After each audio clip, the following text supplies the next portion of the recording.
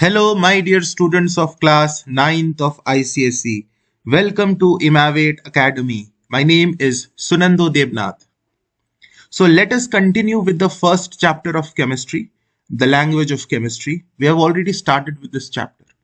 In the previous lecture for this chapter, I had given a homework at the end of the the previous lecture, and I had asked you people to send me the homework in this email ID. The first person who sent me the homework was Pinky Rai, and she studies in St. Anthony's School, but I don't know which place the school is because she has not mentioned the name of the place. The name of the school was written and her name was written on the PDF. So Pinky, congratulations, child. Today we will start with this topic. Basically, this is the continuation of the same chapter that we are doing, language of chemistry का ही topic है. हम आगे बढ़ रहे हैं chapter को, जहां पर हमने स्टॉप किया था उसके आगे हम बढ़ रहे हैं इस लेक्चर में. Right, get ready with your notebook children. लिखना है ना नोट्स. जितनी भी चीजें हम डिस्कस करेंगे सब लिखना पड़ेगा. स्क्रीन पर जो भी चीजें हैं you have to note it down. Make your notes. These notes will help you for preparing in examination. So the topic that we'll be starting with which topic is valency. What is valency? It is a very important topic, first of all. Now you see the definition of valency says valency is the combining capacity of an atom or of a radical. Now probably you people are listening this term for the first time in your life, combining capacity.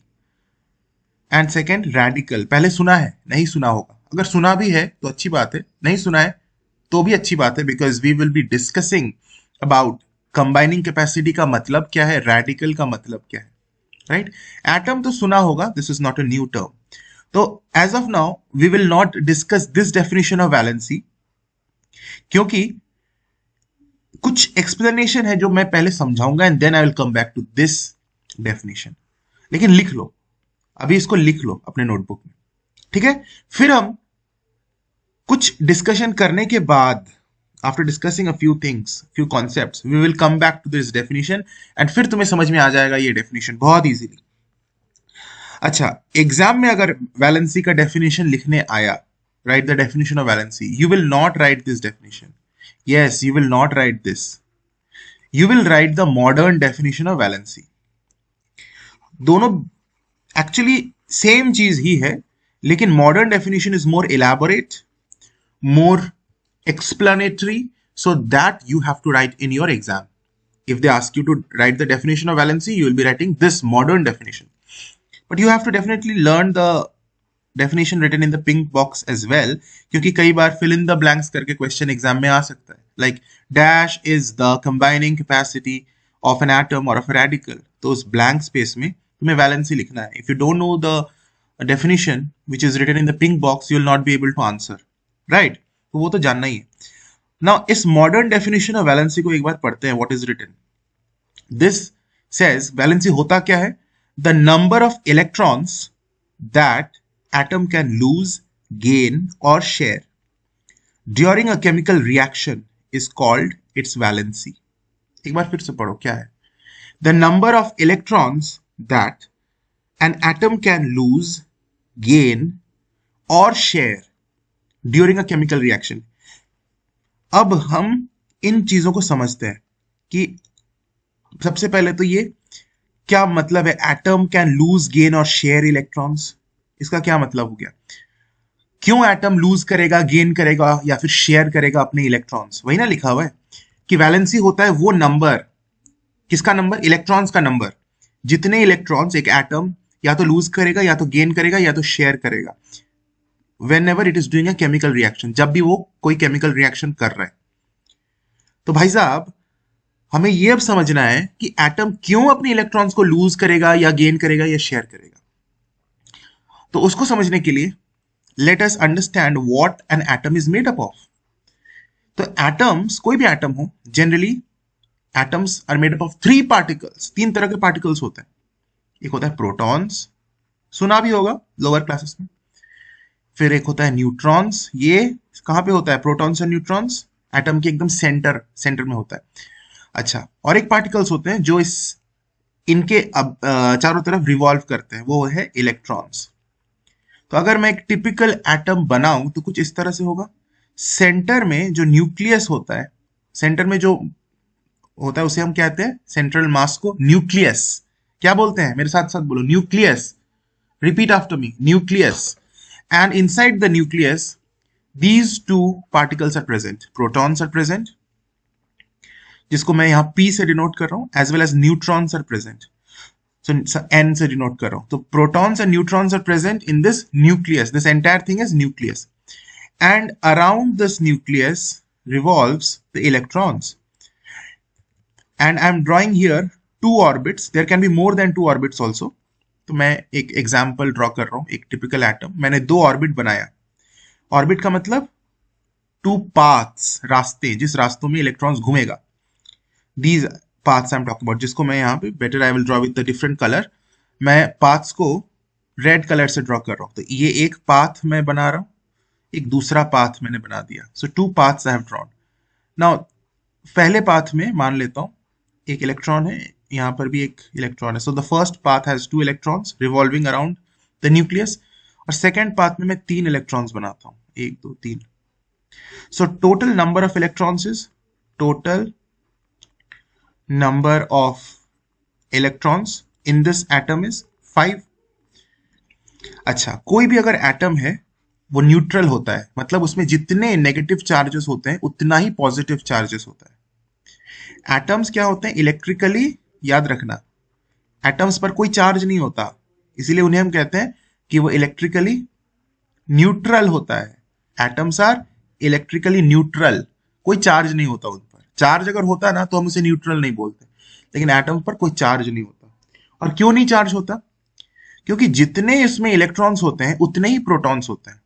Electrons के ऊपर negative charge होता है, electrons के ऊपर negative charge होता है, protons के ऊपर पॉजिटिव चार्ज होता है। चार्ज बेसिकली एक प्रॉपर्टी है, प्रोटॉन का प्रॉपर्टी है, इलेक्ट्रॉन का प्रॉपर्टी है। दो टाइप्स के चार्जेस होते हैं, एक है पॉजिटिव, एक है नेगेटिव। प्रोटॉन्स के पास कौन सा चार्ज होता है, पॉजिटिव। इलेक्ट्रॉन्स के पास कौन सा चार्ज होता है, नेगेटिव। और न्यूट्रॉन्स के पास कोई चार्ज नहीं होता, न्यूट्रॉन्स के पास कोई चार्ज नहीं होता। तो basically the topic that we are discussing, valency, this deals with charge only. Valency को समझने के लिए हमें उन पार्टिकल्स को समझना है जिनके पास चार्ज होता है। तो हम न्यूट्रॉन्स के बारे में बेसिकली कोई डिस्कशन अभी करेंगे भी नहीं ज्यादा, क्योंकि न्यूट्रॉन्स के पास कोई चार्ज नहीं होता। तो वैलेंसी से न्यूट्रॉन्स का कोई लेना देना नहीं है। जो टॉपिक आज हम पढ़ने जा रहे हैं उसमें इस न्यूट्रॉन से हमें कोई लेना देना नहीं है। तो जिन पार्टिकल्स में चार्ज होता है उनसे लेना देना है। मतलब इस वैलेंसी को समझने के लिए हमें प्रोटॉन्स और इलेक्ट्रॉन्स के नेचर को समझना पड़ेगा, क्योंकि उन्हीं में चार्ज होता है। प्रोटॉन्स पर पॉजिटिव चार्ज है, इलेक्ट्रॉन्स पर नेगेटिव चार्ज है। लेकिन as a whole the atom, ये जो पूरा मैंने एटम बनाया है, ये न्यूट्रल है। क्यों न्यूट्रल है, क्योंकि जितने इसमें प्रोटॉन्स हैं, मतलब जितने पॉजिटिव चार्जेस हैं, प्रोटॉन्स मतलब पॉजिटिव चार्जेस, उतने ही नेगेटिव चार्जेस हैं, उतने ही इलेक्ट्रॉन्स हैं। So if number of electrons is 5, यहां मैंने ड्रॉ किया है 5 इलेक्ट्रॉन्स, तो total number of protons will also be 5 in this atom। then only protons का चार्ज और इलेक्ट्रॉन्स का चार्ज एक दूसरे को कैंसिल कर देगा, क्योंकि प्रोटॉन्स पर पॉजिटिव चार्ज है, इलेक्ट्रॉन्स पर नेगेटिव चार्ज है। तो पॉजिटिव चार्ज और नेगेटिव चार्ज का नंबर अगर सेम है तो वो एक दूसरे के इफेक्ट को कैंसिल आउट करके overall charge on this atom वो जीरो हो जाएगा, और तभी हम कहेंगे कि एटम इलेक्ट्रिकली न्यूट्रल होता है। Getting my point? Okay, now ये सब तो बातें हो गई। उसी तरह से ये जो एटम मैंने बनाया उसमें 5 इलेक्ट्रॉन्स है और 5 प्रोटॉन्स भी है। यहां मैं 5p लिख देता हूं क्योंकि 5 प्रोटॉन्स है। वैसे अगर कोई एक एटम है जिसमें 6 इलेक्ट्रॉन्स है तो डेफिनेटली उसमें प्रोटॉन्स भी 6 ही होंगे। अगर कोई एक एटम है जिसमें 10 प्रोटॉन्स है तो उसमें 10 इलेक्ट्रॉन्स भी होंगे। जितने प्रोटॉन्स उतने इलेक्ट्रॉन्स होते हैं किसी भी न्यूट्रल एटम में। Same number of electrons and protons are present. These small things should be noted. In an atom which is electrically neutral, the number of electrons is always equal to the number of protons. ये हो गया एक important बात। दूसरा क्या, एक concept होता है outer most orbit. Outer most orbit. अभी जो मैंने, सुनो ध्यान से, कुछ बातों को समझ लो तो बहुत इजीली समझ में आएगा।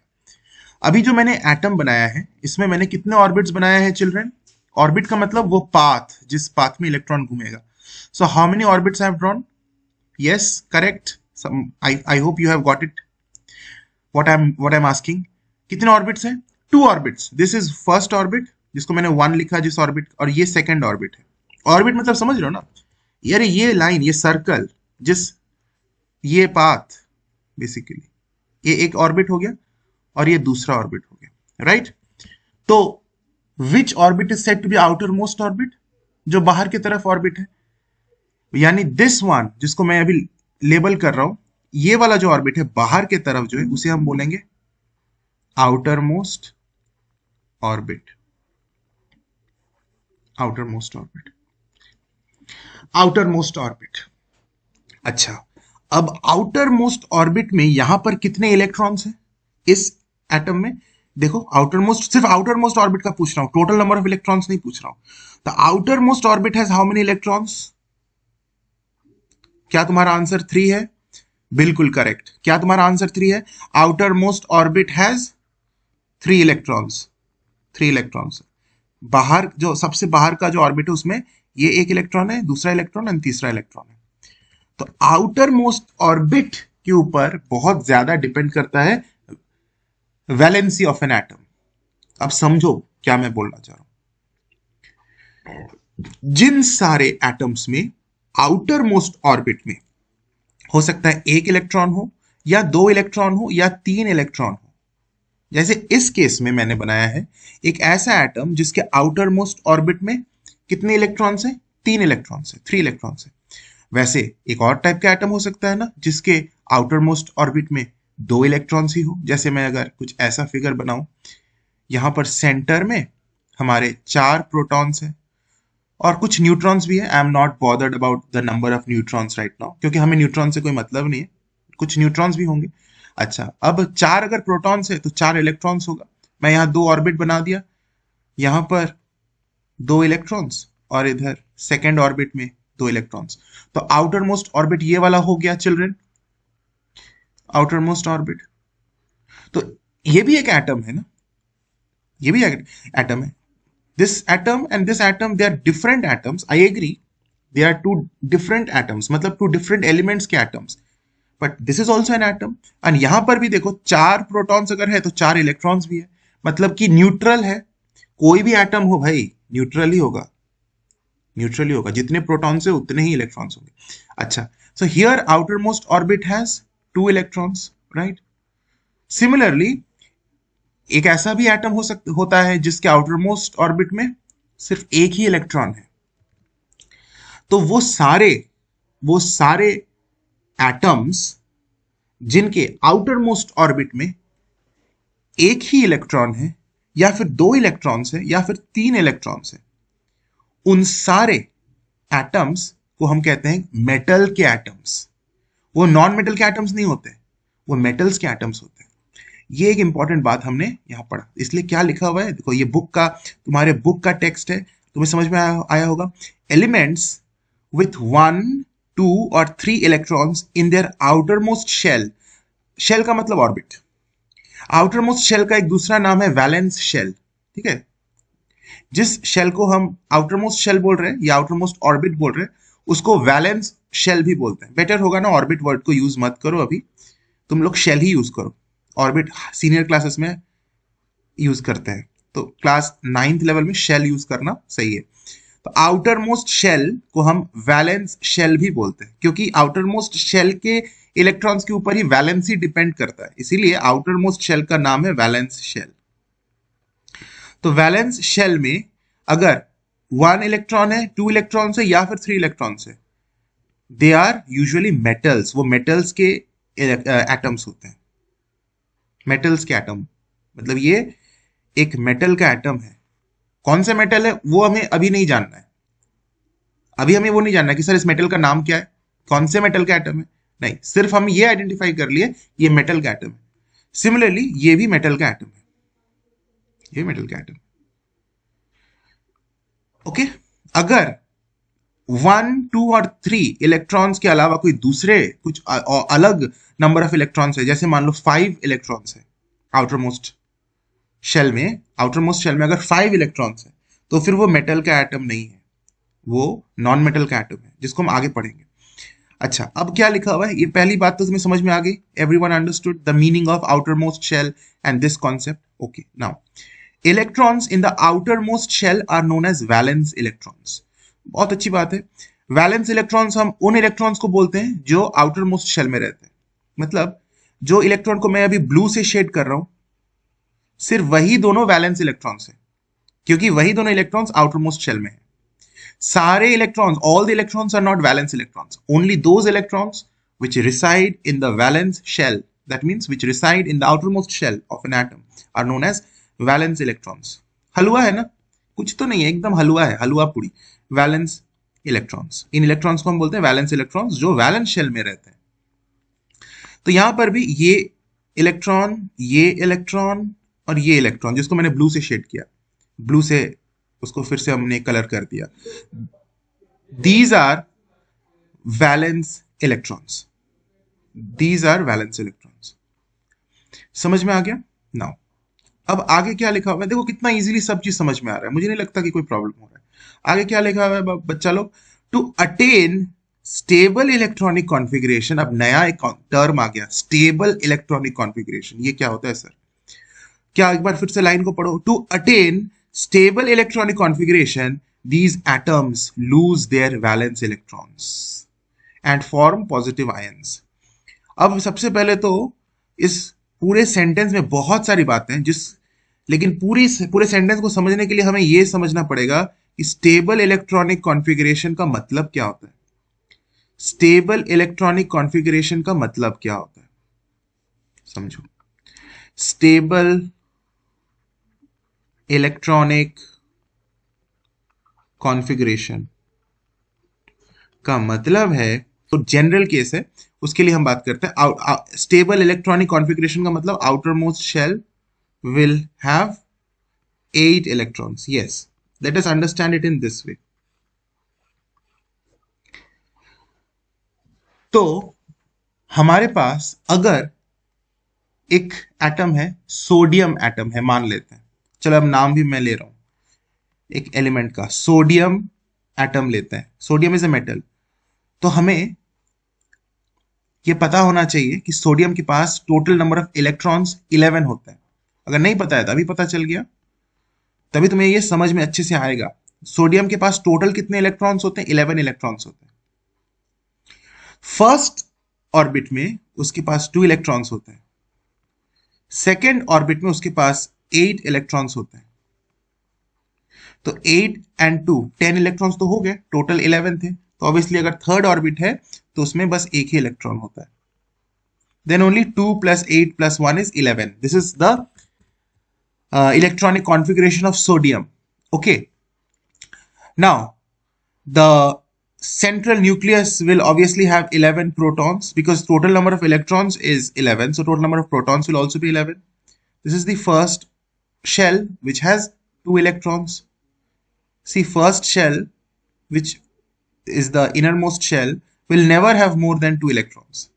Okay, now the second shell, here it has 8 electrons,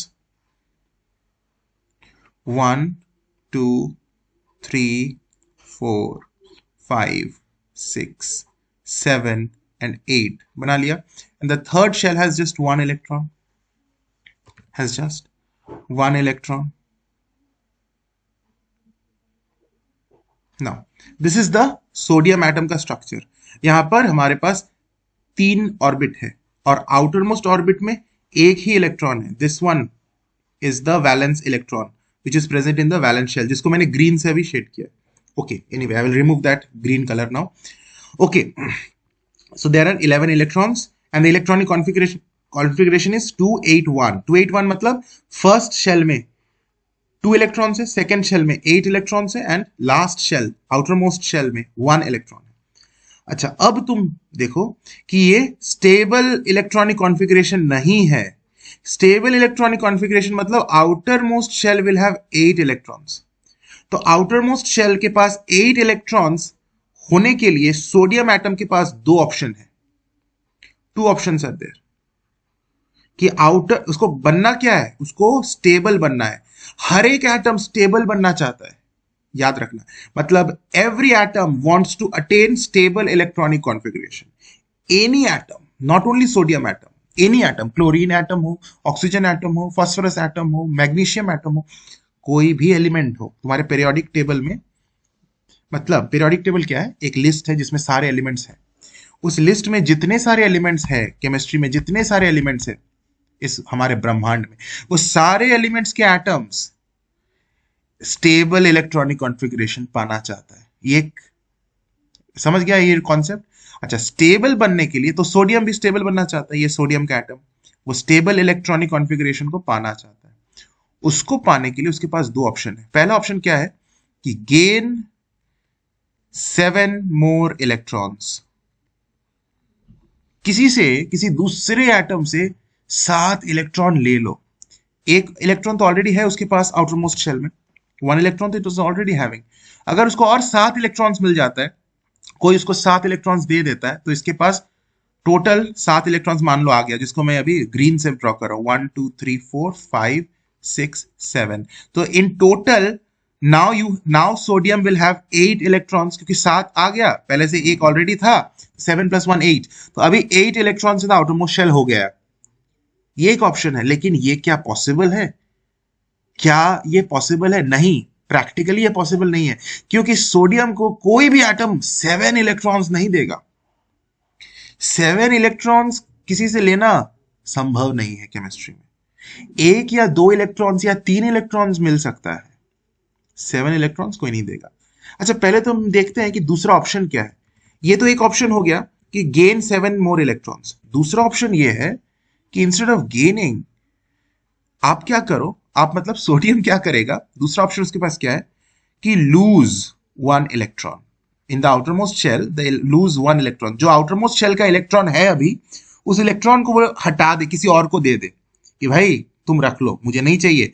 मतलब ये जो इलेक्ट्रॉन है जिसको मैंने रेड से बॉक्स किया है, सोडियम इस इलेक्ट्रॉन को हटा ही दे, किसी और को दे दे, बोले तुम रख लो।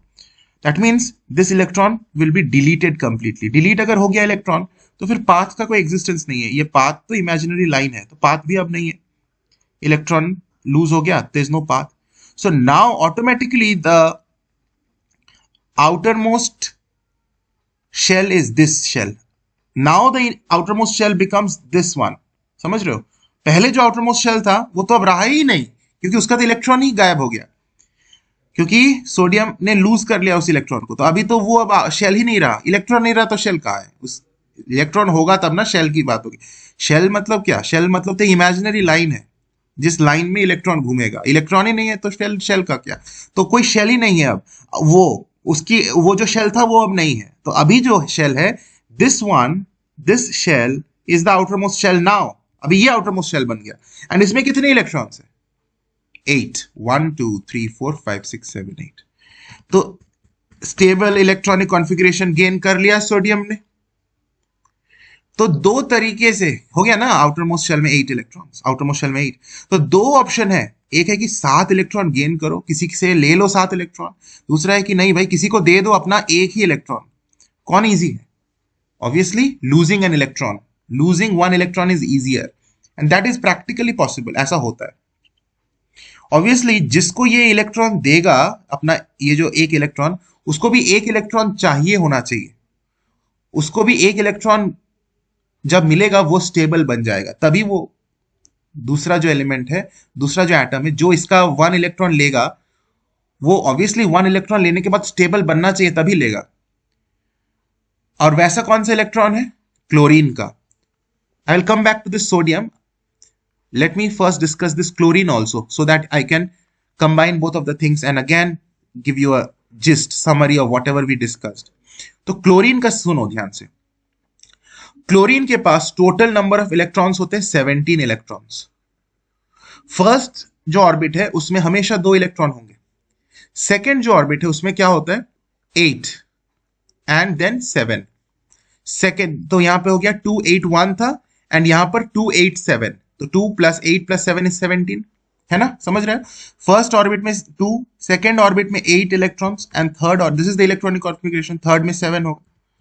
तो क्लोरीन को आउटर मोस्ट ऑर्बिट में 8 इलेक्ट्रॉन्स चाहिए। This is the definition, this is the meaning of stable electronic configuration. Chlorine भी स्टेबल बनना चाहता है लाइक एनी अदर एटम। तो स्टेबल बनने के लिए इसके पास दो ऑप्शन है। एक तो ऑप्शन क्या है, टू ऑप्शन, एक तो ऑप्शन है गेन, कितना गेन करेगा, गेन 1 इलेक्ट्रॉन, क्योंकि ऑलरेडी इसके पास 7 इलेक्ट्रॉन्स है आउटर मोस्ट शेल में, तो एक और इलेक्ट्रॉन गेन अगर कर ले तो ये 2 8 हो जाएगा और ये स्टेबल बन जाएगा, आउटर मोस्ट इलेक्ट्रॉन में 8 हो जाएगा। दूसरा है कि लूज 7 इलेक्ट्रॉन्स, इन 7 को वो डिलीट कर दो, लूज कर दो, तो आउटर मोस्ट शेल में अभी 8 हो जाएगा। लेकिन तुम्हें क्या लगता है कौन सा ज्यादा इजी है, 1 इलेक्ट्रॉन गेन करना या 7 इलेक्ट्रॉन लूज करना? ऑब्वियसली 1 इलेक्ट्रॉन गेन करना, जिसमें नंबर ऑफ इलेक्ट्रॉन्स कम हो वो ऑप्शन फीजिबल होता है। तो ये 1 इलेक्ट्रॉन का बात है, ये 7 इलेक्ट्रॉन्स का बात है, तो 7 इलेक्ट्रॉन्स वाले ऑप्शन में नहीं जाएंगे। जिसमें ज्यादा इलेक्ट्रॉन्स का चक्कर है वहां पे उस ऑप्शन को नहीं लिया जाएगा। सिमिलरली पीछे वाले में भी 7 इलेक्ट्रॉन एंड 1 इलेक्ट्रॉन, तो कौन सा कम था? 1 इलेक्ट्रॉन का चक्कर कम था, 1 इलेक्ट्रॉन की बात थी, उसको वो ऑप्शन में मूव किया सोडियम ने। तो here also losing 7 electrons is not possible, gaining 1 electron is possible. तो क्लोरीन क्या चाहेगा कि इसके पास एक इलेक्ट्रॉन आ जाए, तब ये 288 हो जाएगा। तो ये क्या ढूंढ रहा है, क्या ढूंढेगा क्लोरीन कि कोई मुझे एक इलेक्ट्रॉन दे दो भैया, और देने वाला भी तो तैयार है। अगर सोडियम से इस क्लोरीन की मुलाकात हो जाती है, क्लोरीन, सुनो बहुत सिंपल है, क्लोरीन क्या बोल रहे हैं कि मुझे कोई एक इलेक्ट्रॉन दे दो, I need 1 electron, only then I will be completing my stable electronic configuration.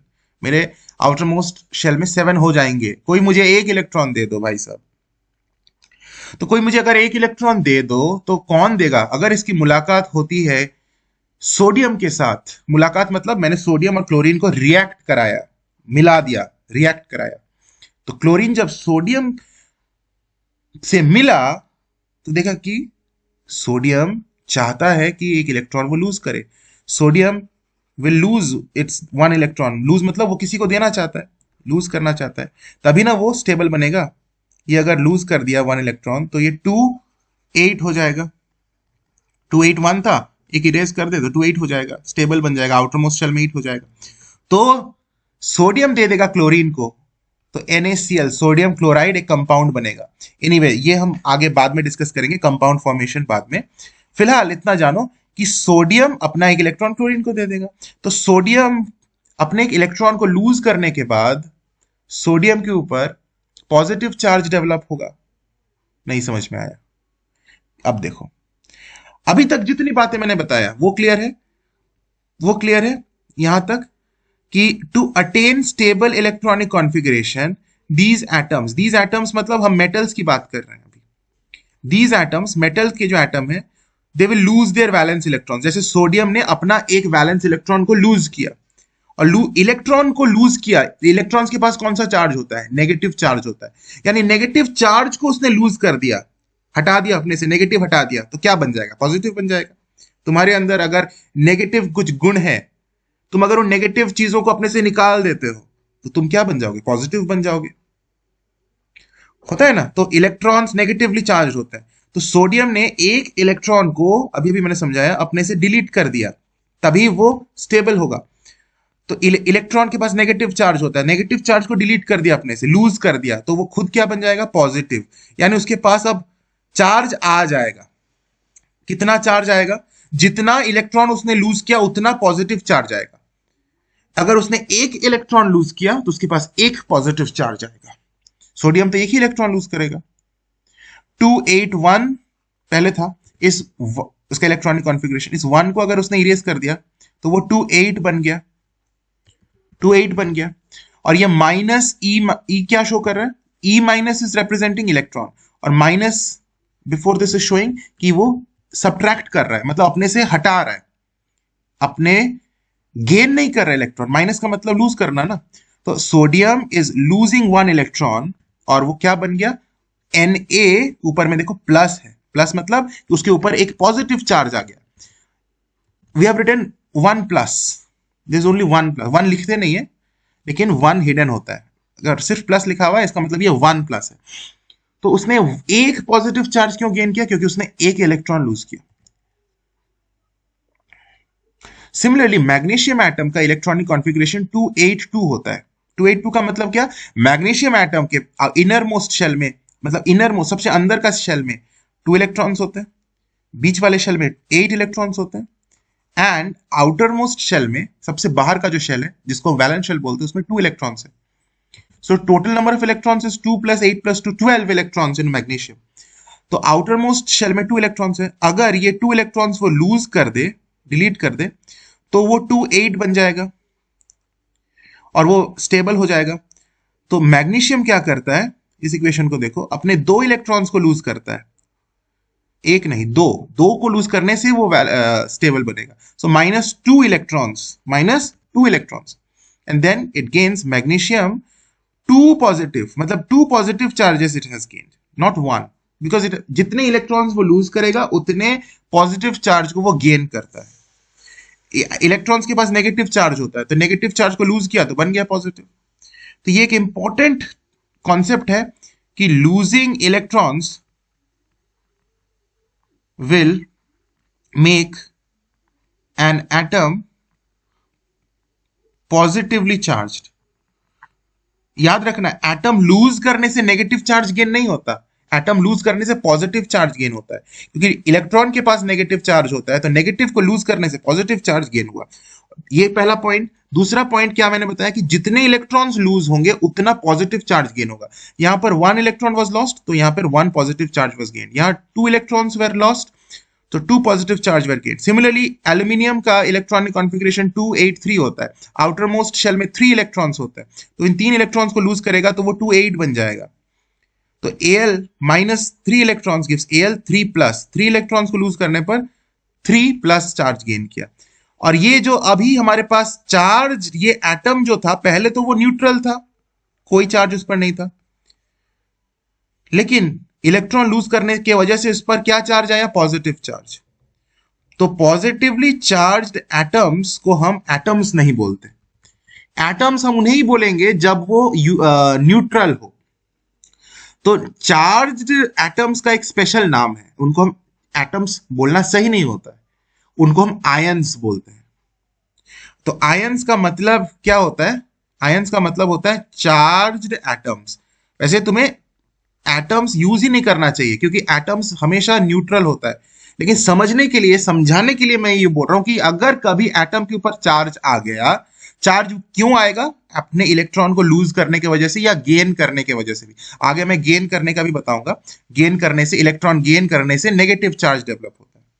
तो फिलहाल अभी हम इसी की बात करते हैं, पॉजिटिव चार्ज की बात कर रहे हैं. तो इलेक्ट्रॉन्स को अगर लूज किया गया तो पॉजिटिव चार्ज गेन हुआ, एंड जो एटम पहले न्यूट्रल था अभी वो चार्ज्ड बन गया. तो चार्ज्ड एटम्स को हम आयंस बोलते हैं. तो आयंस दो तरीके के होते हैं. अगर इस आयन के ऊपर पॉजिटिव चार्ज है, जैसे कि इस सोडियम आयन को देखो, मैग्नीशियम आयन को देखो. Now I will not call it sodium atom, Na+ is not sodium atom, Na+ is sodium ion. Na बोलूंगा तो सोडियम एटम बोलूंगा, एटम बोल, जब चार्ज नहीं है तब एटम है. Magnesium atom is Mg, Mg2+ मतलब मैग्नीशियम आयन.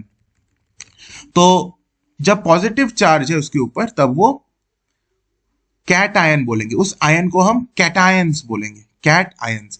अगर कभी आयन के ऊपर नेगेटिव चार्ज आ जाए तब उसे हम एनायंस बोलते हैं. क्या बोलते हैं, एनायंस.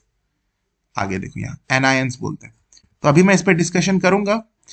तो क्लोरीन की बात तो हमने किया ही, तुम्हें समझ में आ गया है ऑलमोस्ट. तो ये जितनी भी चीजें मैंने बताया समझ में आ गया. काफी इंपॉर्टेंट चीज, कैटायन क्या होता है, कैटायन वैसे आयन है जो पॉजिटिव चार्ज है, पॉजिटिवली चार्ज है.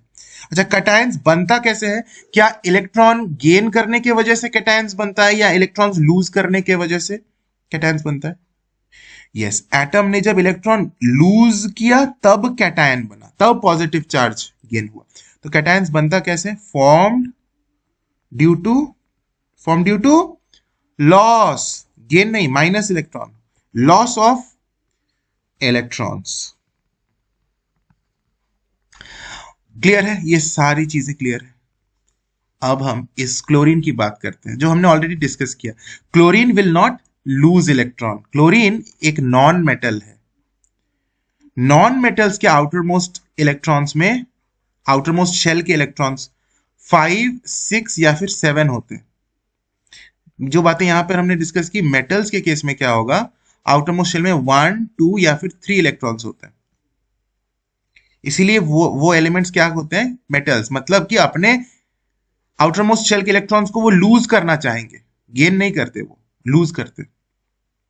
ओके, लेकिन जो नॉन मेटल्स होते हैं उनके आउटर मोस्ट शेल में 5 या फिर 6 या फिर 7 इलेक्ट्रॉन्स होते हैं। जैसे ये क्लोरीन, क्लोरीन में 7 इलेक्ट्रॉन्स है आउटर मोस्ट शेल में, 287 होता है इसका इलेक्ट्रॉनिक कॉन्फ़िगरेशन।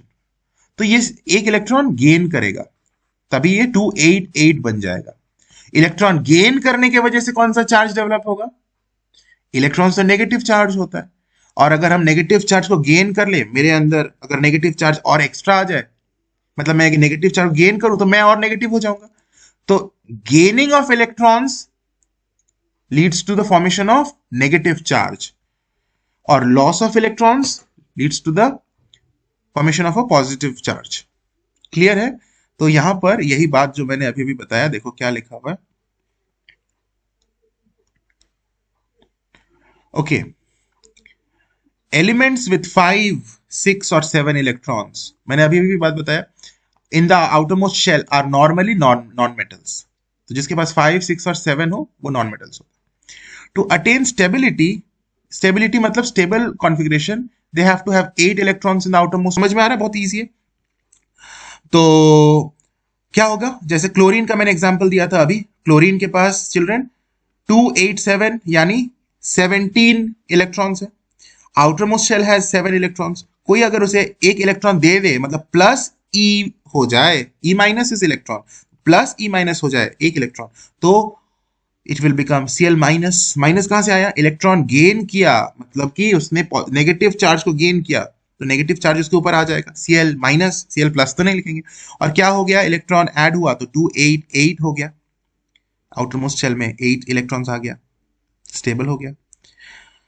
ऑक्सीजन का इलेक्ट्रॉनिक कॉन्फ़िगरेशन 2,6 होता है, मतलब इसको और 2 इलेक्ट्रॉन्स चाहिए तभी वो 2,8 बन जाएगा। तो plus O, O is atom of oxygen, जो न्यूट्रल है, उस पर अब 2 इलेक्ट्रॉन्स उसने गेन किया, उसने 2 इलेक्ट्रॉन्स गेन किया, तो वो बन जाएगा O2 माइनस। जितना इलेक्ट्रॉन्स गेन किया उतना ही नेगेटिव चार्ज डेवलप हुआ, 2 इलेक्ट्रॉन्स गेन, सो 2 माइनस चार्जेस गेन।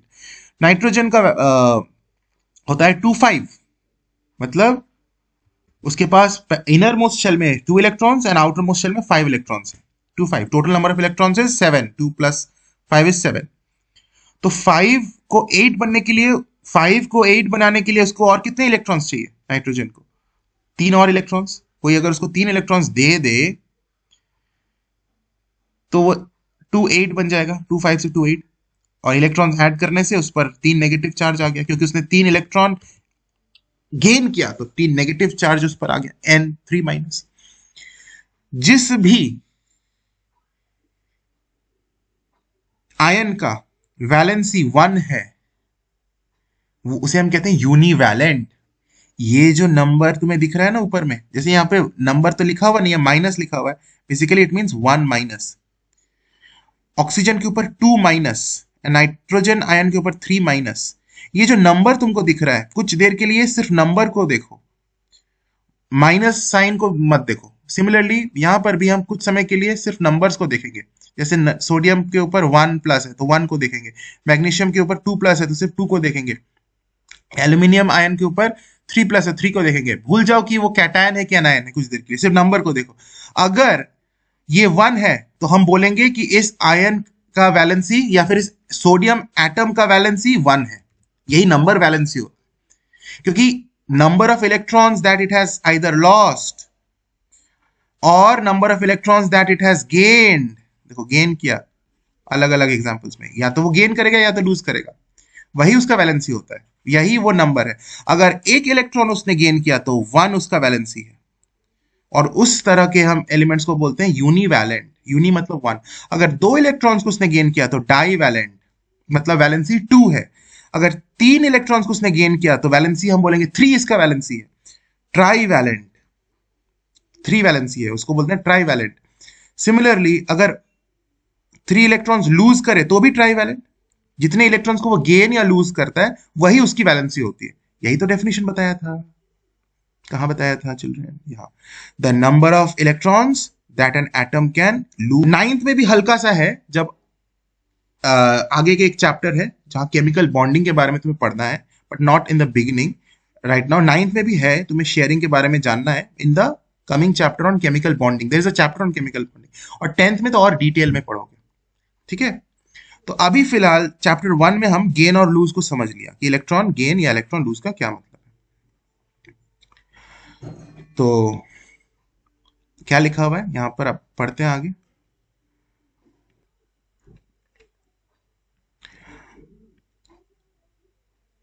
अच्छा, अब देखो नोट में क्या लिखा हुआ है।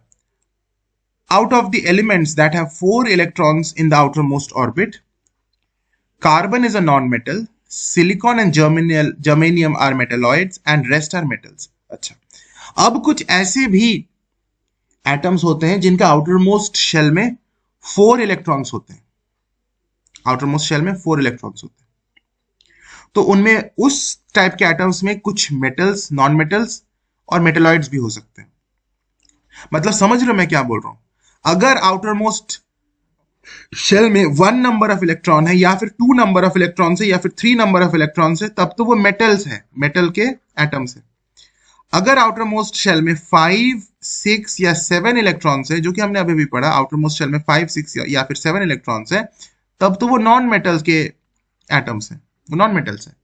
लेकिन अगर 4 हो गया तो वो 3 टाइप्स के पॉसिबिलिटीज है। वो नॉन मेटल भी हो सकता है, वो मेटल भी हो सकता है, वो मेटेलॉइड भी हो सकता है। तो अलग अलग ऐसे एटम्स है, अलग अलग एलिमेंट्स के। तो नॉन मेटल सिर्फ एक ही एग्जाम्पल है, वो है कार्बन। कार्बन एक ऐसा एटम है जिसके आउटर मोस्ट शेल में, कार्बन के आउटर मोस्ट शेल में 4 इलेक्ट्रॉन्स होते हैं और वो नॉन मेटल होता है। मेटलॉइड्स का जो एग्जाम्पल है उसमें आता है तुम्हारा सिलिकॉन, नाम याद रखना, सिलिकॉन देखो यहां लिखा हुआ है, और जर्मेनियम। जर्मेनियम और सिलिकॉन ये दोनों ऐसे एलिमेंट्स है जिसके एक एटम के आउटर मोस्ट शेल में 4 इलेक्ट्रॉन्स होते हैं, और वो नॉन मेटल नहीं है, मेटलॉइड्स है। इसके अलावा जितने और ऐसे एटम्स है जिसके आउटर मोस्ट शेल में 4 इलेक्ट्रॉन्स हो, वो सारे मेटल्स होंगे, rest all are metals. Clear हो गया ये कॉन्सेप्ट? और होपफुली तुम्हें ये भी समझ में आ गया होगा कि एनायंस कैसे बनते हैं। Negatively charged ions are called anions, तो positively charged ions are called cations. यहां देखो हमने पढ़ा था, negatively charged ions are called anions. Anions कैसे बने? Due to gaining of electrons, gaining of electrons. Electrons जब गेन हुआ, क्लोरीन एटम ने जब इलेक्ट्रॉन गेन किया तब एनायन बना, नेगेटिव चार्ज उस पर आया, और इलेक्ट्रॉन लूज करने से कैटायन बनता है। कॉन्सेप्ट क्लियर हो गया? आज हम इतना ही तक करते हैं क्योंकि काफी सारी चीजें मैंने आज बताया, तो you have to note the things whatever I have discussed, and also revise them thoroughly before watching the next lecture, which will be uploaded very soon in a few days. You should revise the things that we have discussed so far, anions, cations, everything, stable electronic configuration. बहुत सारी बातें आज हमने बहुत important concepts को discuss किया children. ठीक है, तो मॉडर्न डेफिनेशन ऑफ वैलेंसी तुम्हें समझ में आ गया होगा। आज हम यहीं तक करते हैं। Today in this lecture I am not giving any homework, okay, and we will meet very soon in the next lecture.